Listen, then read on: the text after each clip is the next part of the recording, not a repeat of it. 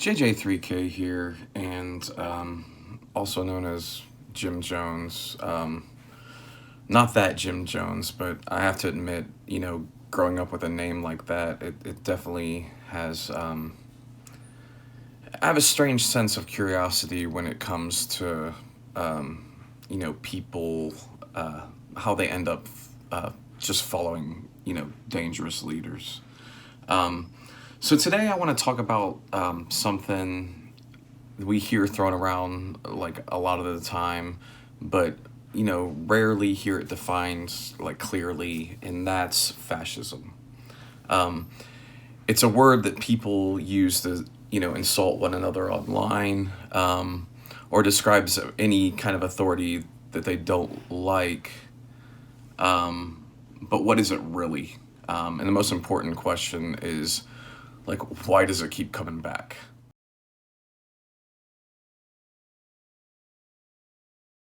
Like fascism doesn't start with marching boots or flags. It starts with a feeling.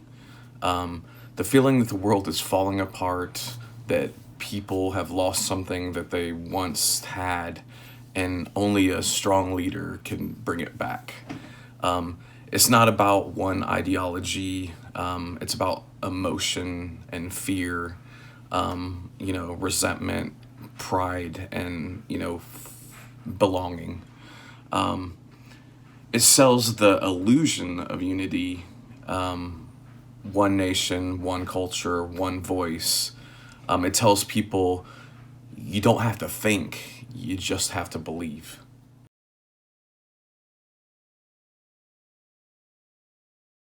Fascism always rises in times of confusion.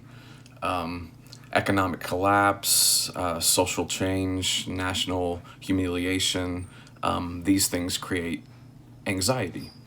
And anxiety looks for order. The fascist leader offers that order. You know, he'll say, I alone can fix this.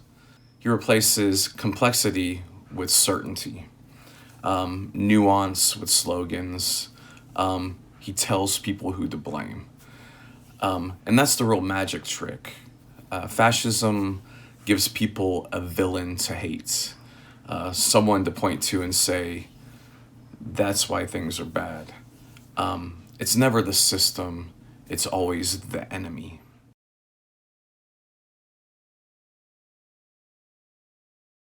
Every fascist movement, no matter the time or place, follows a similar script.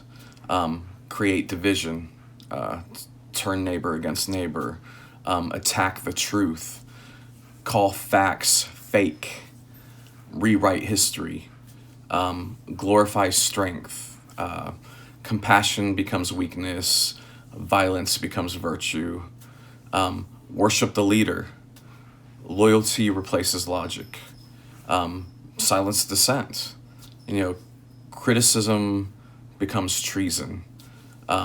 Claim victimhood. The majority pretend to be oppressed. That's how it grows, through repetition, through emotion, through exhaustion. Most people don't join fascist movements because they want to be evil. They join because it feels safe, because it feels like belonging, or because it feels like finally somebody's listening.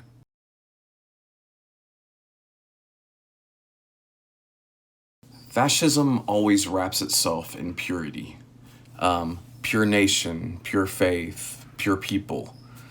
But purity is a lie.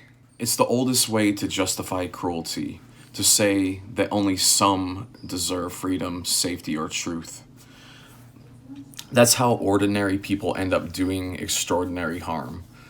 Not because they wake up one day and decide to be monsters, but because they're told they're heroes saving something sacred. And when you believe that, any act can be justified. That's the quiet horror of fascism. It doesn't look like evil, it looks like purpose.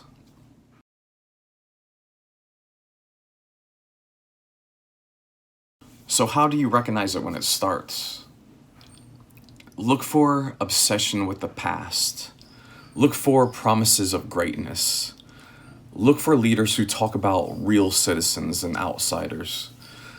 Listen for attacks on art, education, journalists, and scientists, the ones who ask the inconvenient questions. Fascism doesn't always arrive with a salute. Sometimes it arrives wrapped in patriotism. Sometimes it smiles.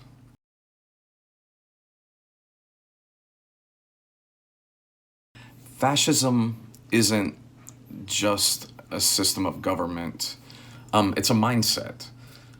It's the surrender of thinking in exchange for belonging.